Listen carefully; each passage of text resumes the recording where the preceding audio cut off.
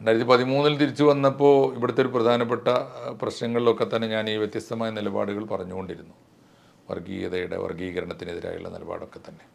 ഇപ്പോൾ ഒടുവിൽ ഈ 1921 20ആയപ്പോൾ തന്നെ തുടങ്ങിയത് ഒരു കൊല്ലം നീണ്ടു നിൽക്കുന്ന ആഘോഷം. 1900 മലബാർ കലാപം ആഘോഷിക്കപ്പെടേണ്ട ഒന്നാണോ എന്ന ചോദ്യം വന്നു. അതിനിടയിൽ ആഷിഖ് അബുവിൻ്റെ ഒരു സിനിമ വരാൻ പോകുന്നു, അത് അനൗൺസ് ചെയ്തു, പൃഥ്വിരാജ് അഭിനയിക്കുന്നു, അതിനെക്കുറിച്ചുള്ള വിവാദം വന്നു. അപ്പോൾ യുവകലാസാഹിതിയുടെ തന്നെ വേദിയിലുള്ള പലരും ഈ കാലത്തിൻ്റെ ഒഴുക്കിൽ പൂർവ്വകാലം മറന്ന്, ചരിത്രം മറന്ന്, ചരിത്രത്തെ അട്ടിമറിച്ചുകൊണ്ട് ഇന്നലെ വരെ പറഞ്ഞത് മുഴുവൻ വിഴുങ്ങിയിട്ട് CPM-കാരാണത് തുടങ്ങിയത്. CPI-ക്കാരും അത് തന്നെ പറയാൻ തുടങ്ങി. വാരിയംകുന്നൻ മഹാനാണ്, വാരിയംകുന്നൻ സാമ്രാജ്യത്വ വിരുദ്ധ പോരാട്ടത്തിൻ്റെ നായകനാണ്. വേറൊരു കൂട്ടർ അത് കുറേ കൂടി ഇസ്ലാമികവൽക്കരിച്ച് വാരിയംകുന്നൻ സുൽത്താനാണ്, അങ്ങനെ പറയാൻ തുടങ്ങി. അപ്പം എനിക്ക് അതിനോട് ഒട്ടും യോജിപ്പുണ്ടായില്ല.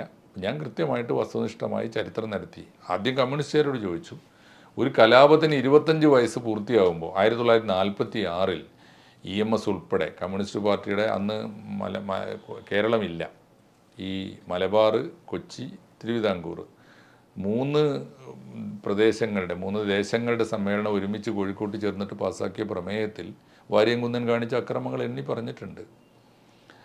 പിൽക്കാലത്ത് 1973 C. അച്യുതമേനോൻ ഗവൺമെൻറ് മലബാർ കലാപകാരികൾക്ക് പെൻഷൻ കൊടുക്കാൻ തീരുമാനിച്ചപ്പോൾ അന്ന് പ്രതിപക്ഷിച്ചിരുന്ന CPM-ൻ്റെ സ്റ്റേറ്റ് കമ്മിറ്റി പ്രമേയം പാസ്സാക്കിയിട്ടുണ്ട്.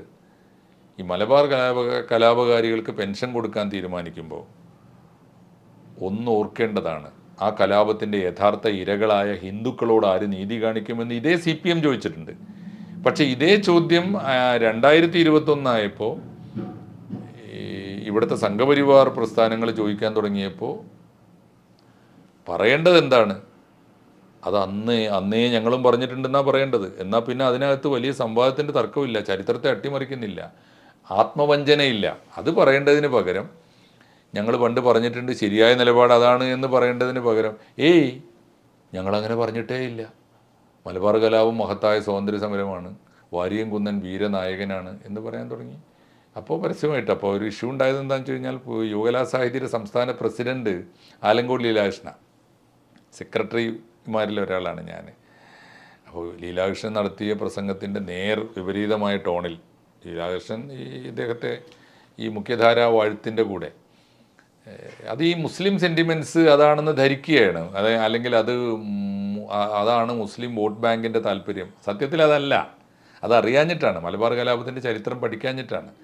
മലബാർ കലാപത്തിന് ആധാരമായ 1920 നാഗ്പൂരിലെ കോൺഗ്രസ് സമ്മേളനം, ആ സമ്മേളനത്തിൽ ഈ പ്രമേയം വന്നപ്പോൾ, ഈ ഖിലാഫത്ത് പ്രമേയം വന്നപ്പോൾ ഇന്ത്യയിൽ ആദ്യമായി ആ പ്രമേയത്തെ എതിർക്കുന്നത് മുഹമ്മദ് അലി ജിന്നയാണ്. ആ ജിന്നയുടെ അനുയായികളാണല്ലോ പിൽക്കാലത്തെ മുസ്ലിം ലീഗ്. അതുകൊണ്ട് മുസ്ലിം ലീഗിന് ഈ മലബാർ കലാപം അതിന് അവർ അനുകൂലമായിരുന്നില്ല. ആ കലാപം നടക്കുന്ന കാലത്ത് കലാപത്തെ ഒറ്റിക്കൊടുക്കാൻ മുൻപന്തിയിൽ നിന്ന ആളുകളാണ്. ഒരു കാരണവശാലും ആ കലാപത്തിൽ പങ്കെടുക്കരുത് എന്ന് അന്നത്തെ ആൾ ഇന്ത്യ മുസ്ലിം ലീഗ് ആഹ്വാനം ചെയ്തിട്ടുണ്ട്. അതുകൊണ്ട് മുസ്ലിം സമൂഹത്തിന് വലിയ താല്പര്യമൊന്നുമില്ല. പിന്നെ അതിലുണ്ടായ ദേശീയ മുസ്ലിങ്ങളാണ്. ദേശീയ മുസ്ലിങ്ങൾ എന്നത് മുഹമ്മദ് അബ്ദുറഹ്മാൻ സാഹിബിൻ്റെ കൂടെയാണ്, ഖിലാഫത്തിൻ്റെ കൂടെയാണ് എന്നത്. അവരുടെ ഖിലാഫത്ത് കോൺഗ്രസിൻ്റെ ഖിലാഫത്താണ്. അത് അഹിംസാത്മകമായ മാർഗത്തിലാണ്. അവർക്ക് വേണ്ടിയിരുന്നത് ഹിന്ദു സ്വരാജാണ്. അല്ലാതെ ബ്രിട്ടീഷ് പട്ടാളത്തിനെ എവിടെയെങ്കിലുമൊക്കെ വെച്ചിട്ട് ഈ ഗറില്ല പോരുകൊണ്ട് ഓടിച്ചിട്ട് 1 or 2 താലൂക്ക് കൈ കിട്ടിയാൽ അവിടെ തുർക്കി ഖിലാഫത്തിൻ്റെ മോഡലിൽ ഇസ്ലാമിക രാജ്യം സ്ഥാപിക്കുക എന്നല്ല ലക്ഷ്യം. ഈ ബ്രിട്ടീഷുകാർക്കെതിരെ അഹിംസാത്മകമായ മാർഗത്തിൽ പോരാടിയിട്ട് അവരെ ഓടിച്ചിട്ട് ഇന്ത്യക്ക് മൊത്തം സ്വാതന്ത്ര്യം കിട്ടുക എന്നുള്ള ലക്ഷ്യം. അപ്പോൾ അതാണ് ദേശീയ മുസ്ലിങ്ങൾ എന്നത്. അതുകൊണ്ട് ദേശീയ മുസ്ലിങ്ങളും മുസ്ലിം ലീഗിൻ്റെ മുസ്ലിങ്ങളും പറഞ്ഞാൽ ഏത് തരത്തിലും മുസ്ലിങ്ങളുടെ എല്ലാ ധാരയും ഇതിനെതിരാണ്, മലബാർ കലാപത്തിനെതിരാണ്. അപ്പം മലബാർ കലാപത്തിൽ അക്രമം കാണിച്ച ഒരു കൂട്ടരുടെ പാരമ്പര്യമാണ്. അവർ ഈ 2 ധാരയിലും ഉണ്ടായിരുന്നില്ല. ഞാൻ ഇവരോട് ചോദിച്ച ചോദ്യം അതാണ്. മുഹമ്മദ് അബ്ദുറഹ്മാൻ സാഹിബ് ആണല്ലോ ഖിലാഫത്ത് കമ്മിറ്റിയുടെ സെക്രട്ടറി. അദ്ദേഹമാണല്ലോ ഈ കലാപം നേർക്കുനേരെ കണ്ടയാൾ. അദ്ദേഹം എവിടെയെങ്കിലും ഒരു നല്ല വാക്ക്, ഭംഗി വാക്കായിട്ടെങ്കിലും വാരിയംകുന്നനെ കുറിച്ച് പറഞ്ഞിട്ടുണ്ടോ? ഉണ്ടെങ്കിൽ ഞാൻ സമ്മതിക്കാം. അതൊന്നുമില്ല. അപ്പോൾ ഇവർ ചരിത്രം പോലും അറിഞ്ഞിട്ടല്ല, ഇപ്പോഴത്തെ ഈ കൺമുമ്പിൽ കാണുന്ന വോട്ട് ബാങ്ക് കണക്കാക്കിയിട്ട് ഇതൊക്കെ ഇവരുടെയൊക്കെ മൂത്താപ്പയാണ് ഈ വാരിയംകുന്നൻ എന്ന് ധരിച്ചിട്ട് അങ്ങോട്ട് പറഞ്ഞു പോവുകയാണ്. അപ്പം ഞാൻ അതിനോട് ചോദിച്ചില്ല. അപ്പോൾ അന്ന് എന്നോട് വിശദീകരണം ചോദിച്ചു. ഞാൻ ചരിത്രരേഖകളൊക്കെ വെച്ച് പാർട്ടിക്ക് ബോധ്യപ്പെടുത്തി. അന്നങ്ങനെ നിന്നു. പക്ഷേ എനിക്കറിയാം അത് വരും എന്നെനിക്കറിയാമായിരുന്നു. അന്ന് പുറത്താക്കിയില്ല.